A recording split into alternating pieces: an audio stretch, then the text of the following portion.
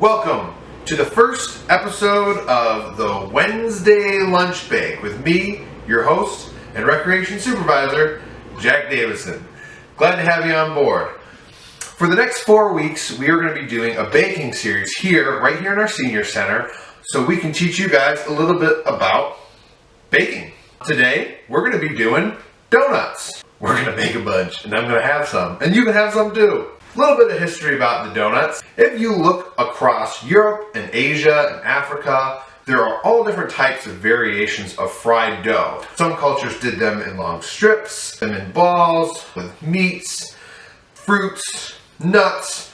There's lots of different variations, and they use different types of recipes in different places depending on the ingredients that they had available to them. But what we consider the modern donut is credited to Dutch immigrants.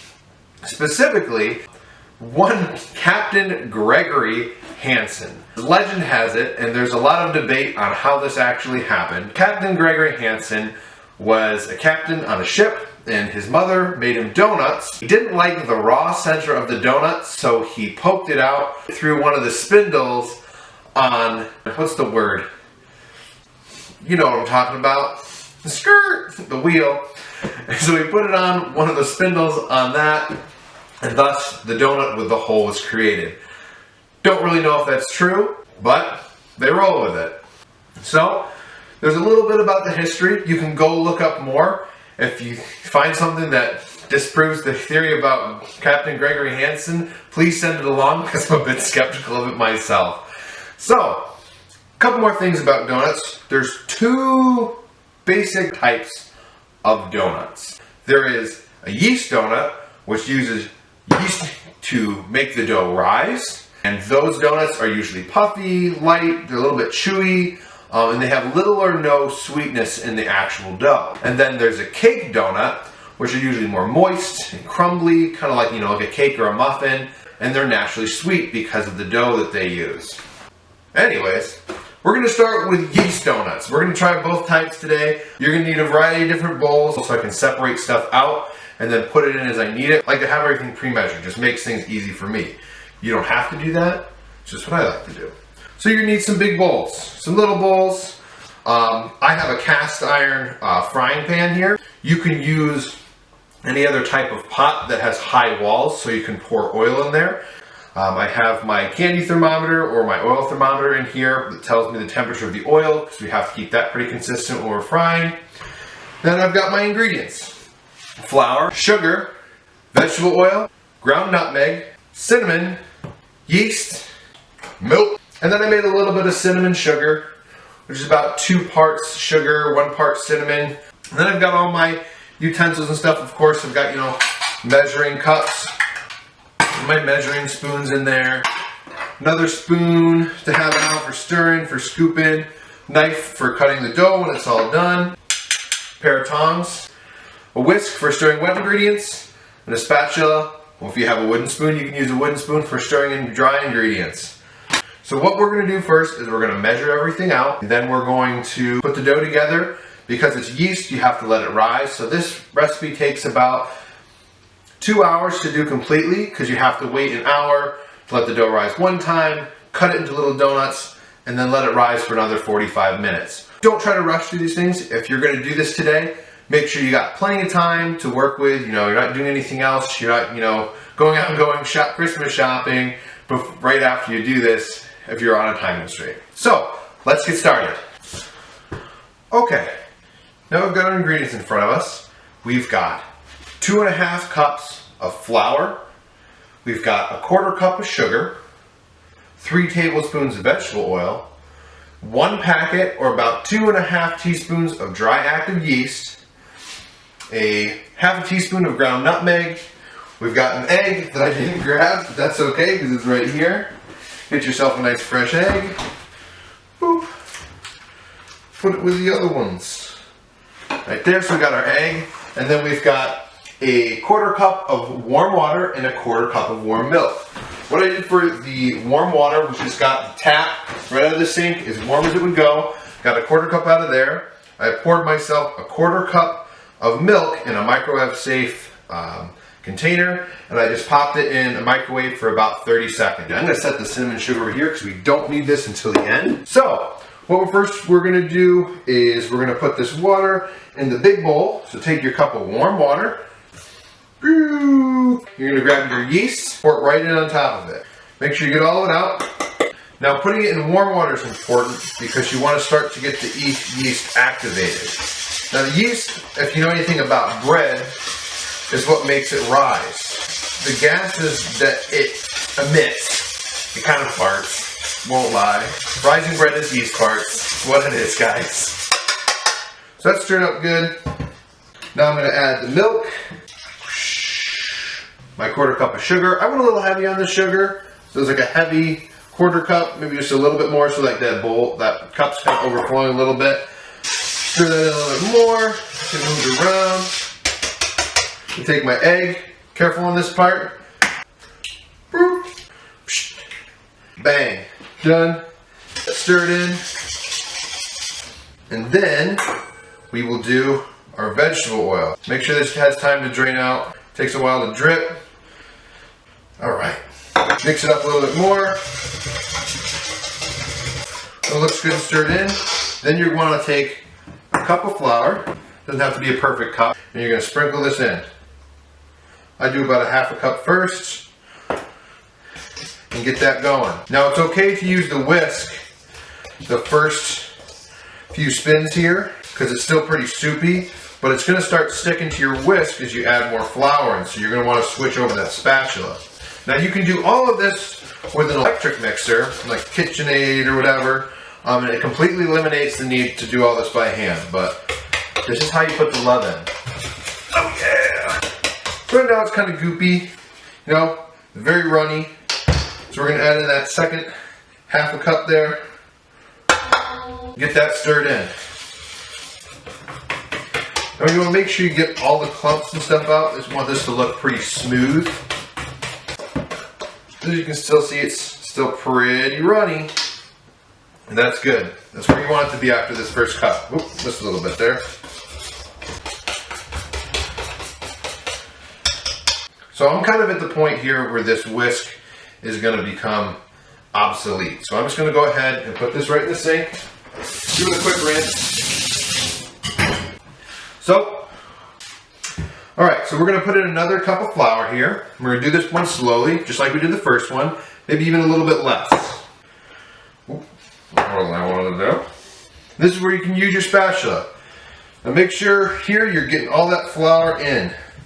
You don't have to go really fast. You know, you can take your time with it. And as soon as you do that first, you know, quarter cup, half cup, whatever, you can start to see it getting a little bit thicker already. Yep. That's some good bread dough. Put a little more in. Alright, now before it gets too doughy, you want to take that nutmeg, half a teaspoon of ground nutmeg, and you want to put it in. See, I didn't even mix all this in yet, because once you go much further, it's going to get really turned into dough, and it's going to be really hard to mix other stuff in. Because you want to get, you know, even distribution of flavor. You don't want to bite a donut and just get all this nutmeg flavor and then have another donut have absolutely none. That would be gross. Because nutmeg's great in small doses. So, keep going here. And now you're really starting to see it be doughy. Nothing like what it was before. Kind of goopy. Still got a ways to go. That dough's got to be, you know, workable so it sticks together really easily. There you go. Smells good though. That nutmeg is awesome. Alright. Now it's getting really doughy. Boop. It's going to be a lot harder to get the flour in now. We're getting close there. I'm reading my directions. You should always be looking at your recipe, double checking. I'm still learning, so it's okay. Doesn't have to be perfect. So now we're getting pretty close here. And get a little bit off my spatula there. Now remember, don't eat this because it has raw egg in it. And it's not going to taste that good anyways. It's not like cake batter that's sweet. Remember, like I said, this yeast dough doesn't have a lot of natural flavor. That's why we add sweeteners at the end, like powdered sugar or cinnamon sugar, like we're going to do. And that's what gives it its sweetness. Enough. You're making it worse. Now I'm going to add a little bit more flour, that half a cup, maybe even a little bit less. Yeah, I'll put it in there. Ooh. That's okay. If you get tired, if you're working with your parents, ask them to take over for a little bit.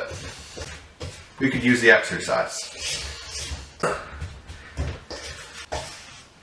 Now it's really hard to get the flour in there. Get in the dough! I don't want to. I'm my own independent dough. Not anymore, you're not.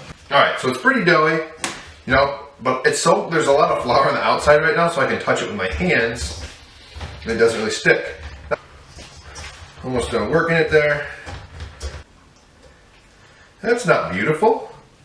Neither am I. But it looks good enough. So, you're going to keep it right in this bowl here. You know, it's not perfectly, you know, thrown together here. But we're just going to let her sit in that bowl. We're going to cover it with a towel or a cloth that covers the whole bowl. And we're going to let that sit for about an hour. So go do something productive. Go outside and play. If there's snow outside, make a snowman. If you have the driveway to shovel, take care of that. Because you've got an hour. See you in 60 minutes. And we're back. Okay, so it's been about an hour, give or take 5 minutes. Ooh, it should have risen a little bit. Mine has not done that a lot, but that's okay, because it still works. I've done this one other time just to, you know, see how she does, and she do okay. It's supposed to rise, but if it didn't, that's okay. They still come out great. Now for the fun part. Make sure you get all that out of there. Get your little bits and pieces. Throw them on. We're gonna punch the dough down, and like quite literally, just punch. You know, you don't need to like wind up and just little taps. We're just trying to get the dough to really stick together now. Get all those little pieces that, you know, didn't quite make it in when you were mixing it. Now you can use something else like a rolling pin. I don't have a rolling pin with me, but that's okay. So I'm just using my hands, kind of punch it down. Like I said, you don't have to wallop this thing. You know, it doesn't owe you money. So flatten it out nice and good there. Ooh, I forgot. Lightly sprinkle it. I forgot to do this. Oops. Spread it around, and this is so it doesn't stick. And as I was peeling it off, ooh, a little flour now. Punch it out. I flip it over once. I forgot to do it, like I said. But when I make pizza dough, I'll flip it over so it has flour on both sides, so it doesn't stick to my hand. And if I need to flip it over and pound it out some more or stretch it, then both sides aren't as sticky. Ooh, punching it good. Oh yeah. Alright, it's pretty good there. That dough's looking doughy. So it says, you know, knead it 8 to 10 times. So I'm gonna, you know, flip it in, fold it over a couple times. And that helps like trap a little bit of air in there. So it's like lighter, fluffier. I've watched the Great British Baking Show a couple of times. I've seen a few episodes. I've watched a couple holiday specials. I know what's up. Again, making sure that, you know, that area is still well floured, because it's going to pick it up as you put more in. That's why I was fine with being a little bit light on that 2.5 cups when we were making the dough at first, because I knew I was going to put some down, and then it's going to pick up more flour as we go along. Where's my spoon? There's a little bit more flour out of the bowl here. Just, you know, keep it floured up. Flour power. And I fold it. Punch it down a little more. I've done that 5 times. It says 8 to 10. And I'm just using my hands to spread it out. I'm using my knuckles to, you know, really push it in there. You know, when we were mixing with the whisk before, not using the machine, that's how you got a little bit of love in there. This is how you get the rest of it. Oh yeah, spread it out. Yep. Yep. It's the way to do it, don't you know? Give it a massage. Finish it up. So, it says, do this until it's elastic and smooth. Don't get it too big, about as big as your face. Throw it down. And you want to, I got some extra flour in there. Might as well. Throw it over. It says to leave this for about 15 minutes. It's going to rise just a little bit more. That to let the yeast working, because you just worked in some more flour to it, so it's more food for the yeast. So you're going to let it rise a little bit, and then we're going to take it out again in 15 minutes. And we're going to roll it out. Don't have a roller, but that's okay. You just have to flatten it out a bit. And then we're going to cut it up. And this is where you want to go, make sure you've got your either a donut cutter or a knife. I don't have a donut cutter, but you can use 2 circular cookie cutters. If you have a big one and a smaller one, you can just use them together, and that'll cut your rings for your donuts. I'm going to do mine a little bit different, and I'll bring the camera a little closer so you can see. But yeah, we'll just wait 15 minutes and then we'll move on. All right. Ooh. It's a secret. It's a secret what we're shooting here. Just kidding, it's not. All right, we're back. It's been about 15 minutes, giving our dough a chance to rise a little more. So now we're gonna flatten it out. This is the time, if you have a rolling pin, you wanna roll this, but I don't. So I'm gonna not do that. I'm just gonna needle gently. Again, doesn't have to be perfect. We're new at this. We're trying different things. So we're gonna get it to be about, 1/2 inch thickness. Yep, okay. So it's getting close to about 1/2 inch. You're gonna grab either your donut cutter or your knife. If you've got a donut cutter, perfect. You just have to cut the circles out and put them to the side. You can take all that extra dough that you have, like the little munchkin, like the donut holes. If you have those left and you don't want to use donut holes, you can put them back into a big ball and flatten it out, roll it out again, and just keep making donuts. The way I'm going to do it is the traditional way, because I'm a traditional guy. Okay, so we had a bit of a technical difficulty. My camera cut out on me, but we were just needing this out here. Now for the next part, we're going to cut up and we're going to fry. This is pretty much the end of the process. We have to let them rise one more time, but first we got to cut all the donut holes out. If you've got a donut cutter, you can cut those out, save the little balls in the middle. You either make donut holes or you can put them back in a big lump, spread it out, roll it out again, and you can turn those into more regular donuts. And you have to use a knife like I am. Let's ask your parents for help. This is something that they should help you with. The other thing that we're going to want to do here is get that oil ready. So like I said before, I have my oil. It's set to the side. We'll give you a look at it here. Using, just regular vegetable oil. And you're going to take a big pan. I'm using a cast iron pan. I've got my thermometer. You want to have one that kind of like clips to the side there. But then you want to fill up about 1.5 inches, 2 inches. This is another thing you're going to want to ask your parents for help with. You don't want to be doing this by yourself. So we're going to cut these out real quick. I'm going to put you back over here. I don't have a donut cutter, so we're just going to start cutting in strips. You want the thing to be about 1 inch wide. So mark out 1 inch and just cut yourself a strip. And if the dough is curved, it's not a perfect square, a perfect circle, that's all right. Just kind of go along the edge there. I go back through a second time, make sure I got a nice even cut. I push it out to the side. Boop, boop, boop, boop. And do it again. And you just repeat this until all your dough is done. Okay, so I've got them all laid out in strips, and I cut them at about 4.5, 5 inches. And I got a little bit extra, so I'm just going to smush this together. Again, doesn't have to be perfect. I'm going to flatten it out.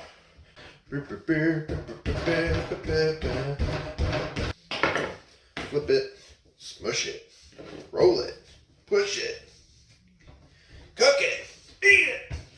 Okay, so I'm going to cut these up real quick. Boop. Boop. Beautiful. Here, let's check these out. This is what I've got right now. Not perfect, that's okay. I'm not a donut machine, that's all right. So what I'm gonna do is I'm gonna take them, and again, this is only if, you had to cut them out like I did. I'm just gonna take them and I'm gonna join the two ends together. I'm just gonna make a circle and pinch it. It's not super easy. You might have to do it a couple times, but I'm just gonna take these, put the two ends together, overlap them a little bit, so they're not sticking like this. They're here. I'm going to pinch them together, kind of round it out a little bit so it sticks. Make it nice and flat. Put it next to my other one. I'm going to do that with all of these. Every single one of them. Pinch, adjust, lay it flat, donut. Okay, so we got them all done here. So I've got them all turned into donuts, little circles as we know them best. You can see that these three are a little bit chunkier because these are the last three that I did from the spare dough. This is the point to know that, it would have been good to have a rolling pin to really get those flattened out because they're a little bit thicker than the other ones. Are going to take a little longer to cook. And I run the risk of burning them and or not cooking the inside fully because they're a little bit thicker. So I'm going to, again, take my cloth. I'm going to cover them up. That helps keep them warm. If you're wondering why I keep covering them up, it's to help keep them warm. The yeast works better when it's at least 70 degrees, usually between 70 and 75 degrees is when it's most active. The yeast is feeding, it's eating. It works better in higher temperatures. So we cover it up to give it a little insulation to work a little better. So we're going to let those sit for about 45 minutes. This is why I told you at the beginning that it's going to take a while. So hopefully you're not rushing to do something else. They should double. I have not had success doubling the size of my dough, but the first batch I did turned out great nonetheless. So we're going to let them sit for 45 minutes. We'll come back. We'll do the oil. When you hit about 35 minutes, you want to come in and start doing the oil. So we'll do that next, right before we're ready to bake.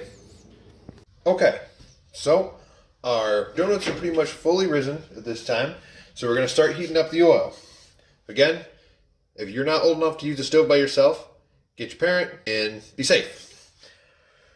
Works on a gas stove or an electric stove. Either one's fine.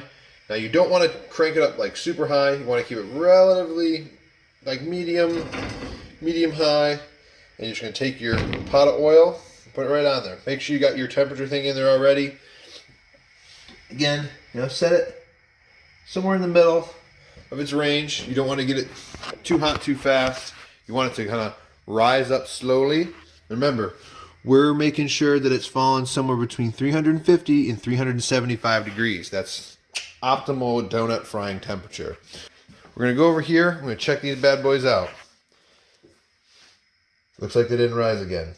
I must be doing something wrong. I think it's a little bit cold in here, and that's why they're not rising really well. I think it's maybe like 62 degrees, and that's below, the temperature that they want to rise at. So we're going to wait a couple more minutes, wait for this oil to get nice and hot. We're going to get those tongs ready because that's what we're going to use to take them in and out. You're going to get a plate and some paper towels or a towel that you don't mind getting oily because when we put them in and take them out, we're going to have to put on something to let them drain. So let's go get that stuff and we'll come right back. So we've started our donuts. Oil got up to temperature and we're putting them in. We did one batch already that was a little bit too hot. So I turned the oven off for a second, let the oil cool down. It takes a minute to cool down. So if you get it hot, try to lower the temp before you put your donuts in, or the outside will cook too fast and the inside will be raw, and we want to avoid that. But I threw my donuts in, and we'll show you how to do that in just a second here. And they're pretty good when they're that nice golden brown color. Yummy. Now they'll puff up a little bit when they're cooking. And I've got some other ones over here that I just did. I'm going to take my cinnamon sugar mix. I'm going to toss them around in that for a second. I use the tongs because it's a little bit easier. Now you want to do that when they're still hot and they have a little bit of oil on them so the cinnamon sugar sticks better. If you wait too long, they'll be cold and dry and it won't stick very well. So you want to do it pretty quick after you take them out. how these guys look. They're looking pretty good. They got a couple more seconds left here. So those are pretty much done now. So what I'm going to do is I'm going to take these out. And they're going to drip dry on the paper towel plate. Like I was saying before, you don't want to get them too dry because you got to spin them in the sugar. So, now that we're all set, we're ready to put these guys in oil. The oil's up to temperature, it's ready to cook. So I'm going to take about 4 of my donuts that are similar in size and thickness and width. I'm going to drop them right in the oil. Now don't drop them from way up here. You're going to kind of place them gently in without putting your fingers in the oil. Do about 4 of them at a time, because that's what it fits, and you don't want them to touch and stick together. And while those are starting to cook, I'm going to take these guys. Here, you can come with me. So while those are cooking, I'm going to take the ones that I just took out and put in my cinnamon sugar mixture. Said you want to do this when they're still warm and they still got a little bit of oil on them, so you can get lots of good cinnamon sugar on there. And they're hot, so you don't want to touch them with your hands, but you do want to get them, mixed in pretty good there. Flip it over, see it's covered nice and good there. Oh, get the cinnamon sugar all over it. Looks good. Drop it on my towel. Now you still want to make sure that these aren't getting overcooked. So, take a look. I can use a minute more here. Still a little light. So let's check out what we've done so far. Ooh, looking good. Some of these are like donut. Look at that one. That one's donut shop quality. Any local shops want to give me a job? I'm just kidding. They do look good though. So these guys are almost done. I just flipped them. There'll be a minute more. I might have cooked those ones a little too much. They're a little bit dark on top there. But you definitely don't want to get them any darker than that. And you want them just a little bit darker than that right there to make sure that you know that the dough is cooked all the way through. I got a few more. I'm going to do those. Then I'm going to clean up, and then we're going to start working on cake donuts, which I haven't done before. So that'll be a new adventure. All right, keep cooking. Okay, all our donuts are fried. Let's take a look. Mountain of donuts. Yeah, so let's go ahead and check these guys out. Ooh. So let's move this over here a little bit. Well, that one looks real good. That's too pretty to take. So here's one that I didn't quite seal quite right. Well, you can tell it's cooked all the way through. That's nice and light and fluffy. Oh yeah. See how it's nice and aerated? It's cooked all the way through. No raw dough. It's nice and squishy. Take a bite. Now, this is the most important part. You always have to make sure that everything tastes good. And you have to eat the whole thing. There might be a piece in there that's not good. That's the good donut. I'm gonna go check the rest of these. You guys make sure yours are good too. I'm gonna take these back to my house now. You have fun. We'll see you for the next round of donuts.